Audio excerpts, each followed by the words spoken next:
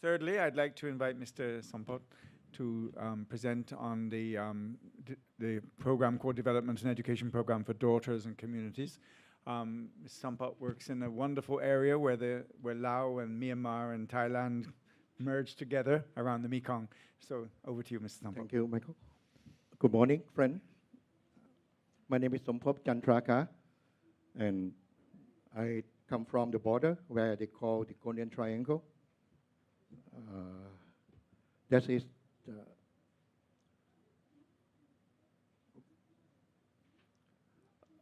where the area has been connected, shared between three countries, Laos border, Myanmar and Thailand.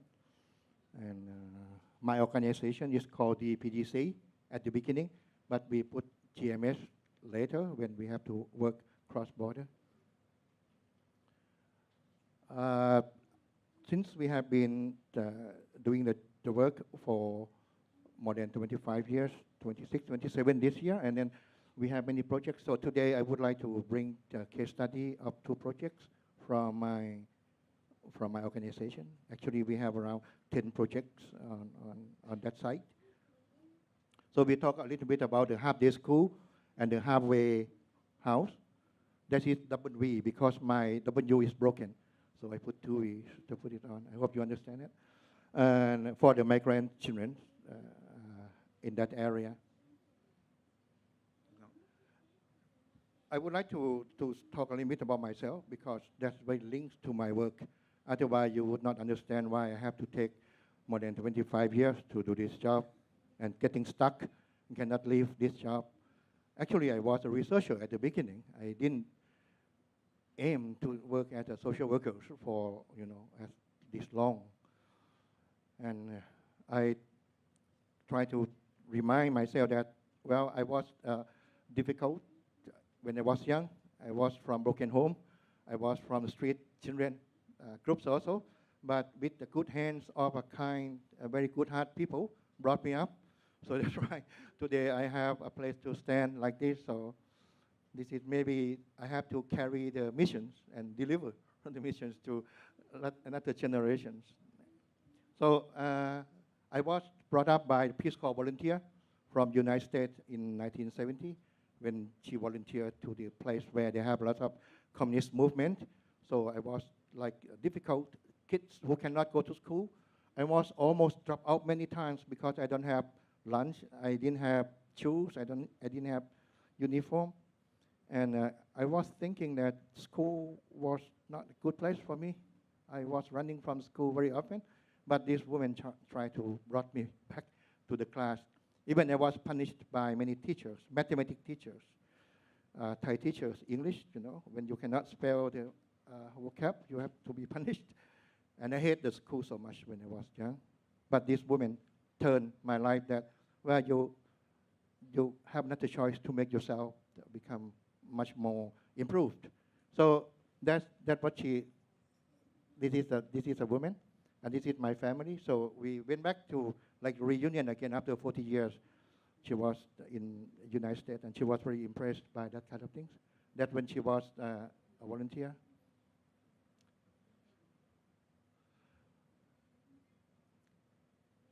Actually, I did the research about children working in prostitutes in that region for the Japanese friend. I discovered that there are many conditions that we call pushing factors. Kids in that area are stateless, migrant children. They belong to ethnic minority, and they had a very bad environment. I mean, drugs, like Golden Triangle, the drugs area, the place where people smuggled, traffic people cross border into another country from Laos, from Myanmar, and from South China as well, because we are very close to that place. So Thailand is like origin and transition and destination. So in my area, it's like the gateway, because we connect to the three countries. That is the big gate of transition of thousands of child laborers and child prostitutes or survivors that has been recruited by the agent and by the all crimes. And they said that actually this is like the line, that the route that trafficking has been, from origin, transition, and to destination. When I look at it, I think about the airlines. It's like the airline, diagram. But this is actually, this is Thailand. So look at Thailand. It's like the very, very big hub of every beginning and every destination, in this region, just using Thailand as a placement, as a preparations, and then we'll go to another country, to Malaysia, to Australia, or to even to European country. Well, I was struggling so hard to start the project when I did the research with a friend from Japan. The Japanese friend came to me and said why there were many Thai women working as prostitutes in Japan, as many as, from other countries like Philippines, like, other countries like Myanmar. They did the research. Why? What's wrong with Thailand? What's wrong with their families? And that was the point that we have to do the research. So I did the research and I discovered a lot of pushing factors from the families, from the government conditions, from the poverty, from the education opportunities that become the pushing factors. So after I finished that kind of projects, the Japanese went back and I start to facing with a lot of demand from the children that I interviewed, because I met with many girls that told me that after this semester they would end up in working in a place in Bangkok or Pattaya, and they asked me if it was possible for me to help them to go to school. I said yes. Why didn't you ask the teacher? They said that they asked the teacher, but the teacher couldn't help because the teacher said that you are not good student. Your grade is very low, your personality is not good. They select already 3 times. So this is the leftover children that is not selected by any scholarship, by any program. And that are a lot of children. So I said, well, yes, I will try to protect you. That it just come to the beginning of my work. So I am the founder of the organization that using my own pocket money from the research. I spent like 30,000 baht. That working for almost 2 months with the Japanese friend. So I have to go to the shop to buy uniform and buy shoes and go to the teachers. And then I try to talk with the local school that these children want to come to school. And they look at the report and the document, and they said, what kind of organization? What kind of scholarship? Why you don't select the best students? These children have very bad record in the what you call profile. Drop out, could not pass the test, was punished by teachers, or have boyfriend and girlfriend, something like bad records. It has been in that kind of report on behavior of the children. So they are not happy, to get involved with the difficulties, the most difficulties ones. But I try to pray, please accept, I will guarantee that I will try to help to change the situation. They say yes, but they have a lot of conditions, more than in general. I mean, if the parents take kids to school, they just sign, they just pay some kind of fee, then they will enter the education. But for me, they have, if she didn't come to school, you have to take responsibility. If she break the rules, you have to take responsibility. If she has a problem, then you have to pay about, cost or something. So I try to negotiate almost 5 years in many meetings of the local teachers. They vote. They said that Kun Sompop, me, and with his children have to build another school by themselves. So they want me to have my own school, not put the children in their school. Because since they understand that I always screen the case, the most difficult case, which nobody needed. Even the family, sometimes they say, oh, no, I don't let my children to go to your school because she would not complete it. Why you don't take another boy of my son? My son is very clever. My daughter is very, very lazy. This is like discrimination, or difference between parents looking at their children as well. But anyway, so I have to start my own center with very poor, conditions. And this is how I started. I make education, and I make kind of a prevention program, and I try to work with the community, and I start to do the youth leadership training program, because only education in the school doesn't help. Children who are really difficult go to government school, go to general school, they have lots of kind of systems that they cannot fit in, They are not speak very good Thai or language. They are not good in mathematics or English. They are not very well mannered because they're coming from broken home. It's like me. It's like me. Because I was from the street. I kick the dogs and I throw the stone to the, people or something. So I thought, well, if you not give your opportunity to the difficulties one, then who's going to take care of them? And I thought, that's why most of the girls that could not complete school end up in sex workers, or they become the victims. Because those organized crimes always welcome children that no study, not education, not good family, have a lot of broken background. Because it's very easily to just give some money, give what she wants, dress her beautifully, put her a gold around her neck, and then she will go. That is the point. So I discovered this kind of thing.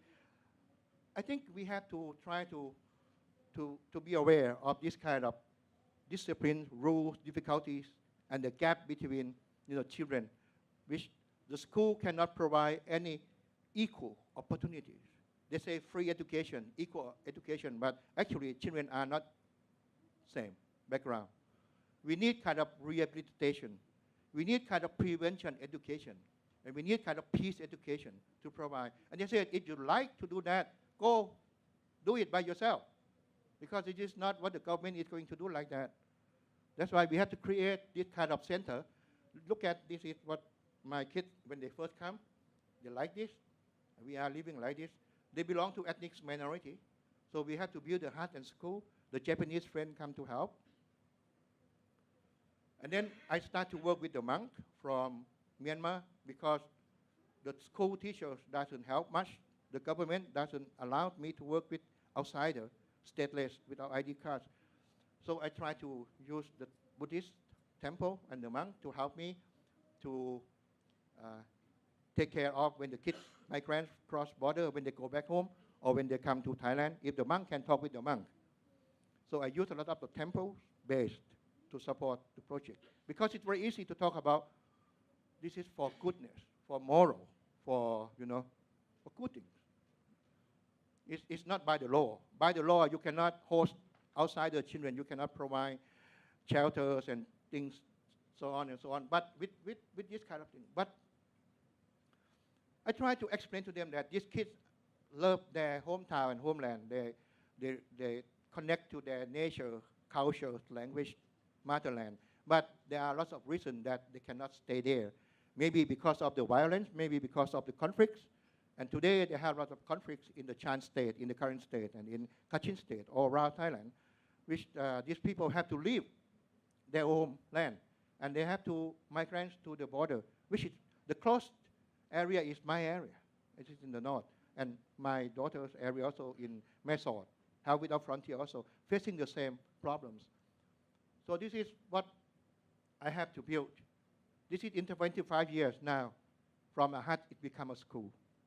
Okay? We have rice fields, we have the garden, and this is the children. When they come here, they learn how to grow things. Agriculture, this is the first crop of rice last year. And of course, we provide training and job skill more than academic skill. They are able to read and write only. We divide into two kind of curriculum. Alphabets and number. That's it. Alphabet and number. Anything that you have to use alphabet, science, social, or things, then you have to write, reading, then you use alphabet. Anything you have to calculate, you use number. So there are two subjects only. And everywhere are classroom.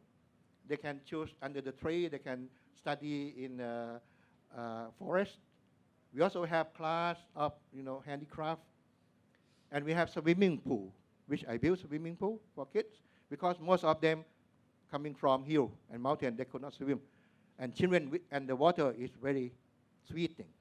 When the children see the water, they just shun it.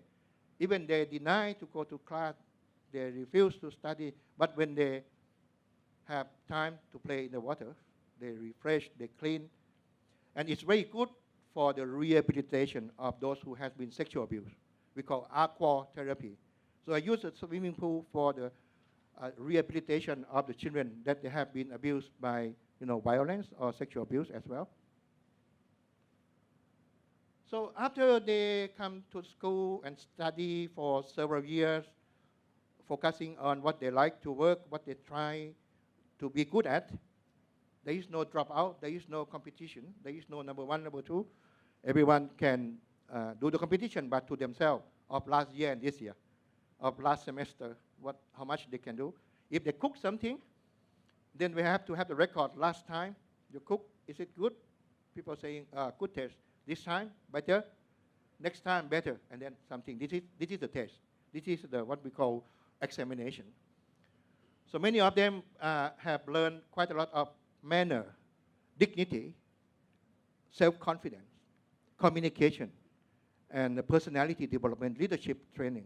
Now, I try to get people to start from inside. Look at yourself, know your family. Try to understand your background. Try to understand outside, and then make yourself improve.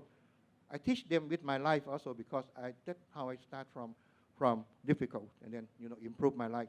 But you need opportunity, and I try to provide that kind of what they don't have. So they became, workers, the cook, chef cook in many places. And this is the champions of, I think, one game in Thailand, the competitions of triathlon. This boy, that when he was when he was with me, even younger than that. But now he become this boy also. Now become number 2, number 3 of the nation. Look, from the beginning, when they have to run away from difficulties or cross border, cross river, when they are here, now they start to have another environment, and they have hope, they have security, and they don't feel bad to be part of this kind of system. Training, you can call training or education or self-learning. So they become happy, and they can adapt themselves, improve themselves in the conditions that they are part of. They are not alliance. They are strangers anymore. So they found that this is kind of possibility that someone who are not able to meet with the standard can fit in. So the standard is not coming from outside. The standard is our standard. It can have standard, but what is standard is for? For competition of those who go to university, you want to be the doctor? Do you want to be the engineer? Or what do you want to be? I just want to be a mother or father that can live with my children, can work. Good. So, try to encourage them to go back to their community and to live their life. So this is also young teachers. When she was teaching other kids, she's the first group also. Now she has her own son, and she has a good family. This one also. So just last 2 months, we had like 25 anniversary. Actually, it's 26, but I make it 25 because I have to make it this year. So many of them come back. My God, when they come back, they are so beautiful. When they first come to my center, they are not needed by anybody. The teacher dislike them. People just say, oh, you are just wearing rags and carry a plastic bag or something. But look, people can change. Yes, this is one. And this one, she's sitting here. And she presents Health Without Frontier yesterday. She's the director of Health Without Frontier from Mesot. And she can help like 10,000 of children. And she grows from these organizations. Actually, we have around 10 daughters who separate to work in almost every organization. So they are not complete from university or any institutions that build a social worker. But they grow from this place. Look, these are all different. There are 300 of them coming with children, with grandchildren. I have like 500 grandchildren. They say grandpa, I cannot remember their names. So I have to take every picture. I have not enough gift to give them. So I just buy sweet, give one by one, maybe that's it enough for me, yeah, to save the money. So, yeah, this is what, and these young girls marry with Dutch. Yeah, she has a very beautiful family, and her family visit the project every year.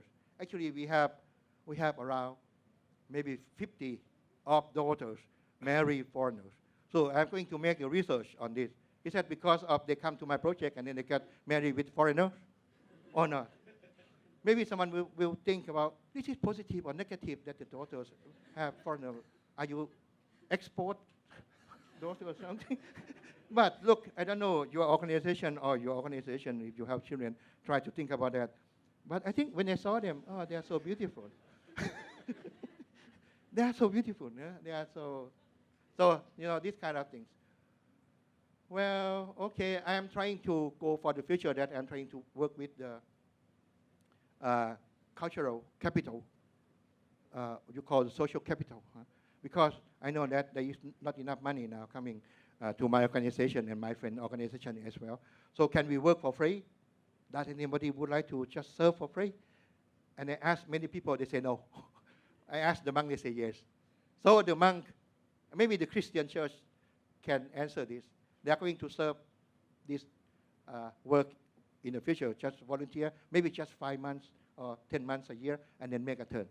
Maybe that kind of forms of social workers in the future need to be, that kind of majority of workers should be like that. But maybe there are only just 3 positions that, permanent director or secretary or something, but the rest are volunteer. So yes, this is achievements. Around 5,000 at risk, has been gone through these projects for more than 25 years, and 96% graduated and get job. Like example, there are only 4% that drop out. Around 2% become exploited. This is we follow up the case around 400-500 cases only from those many. Many of them I could not get in touch. Thanks to Facebook, thanks to kind of today very modern ICT that you can, email something so we can get in touch with them. Well, yeah, that is my impressions, and then I think you learn something from my organization. It's a good case to learn how to start from nothing, okay? But it's not a good case to learn how to start when you have almost everything. How to continue when you come to 25 years. Thank you, and you are welcome to my project.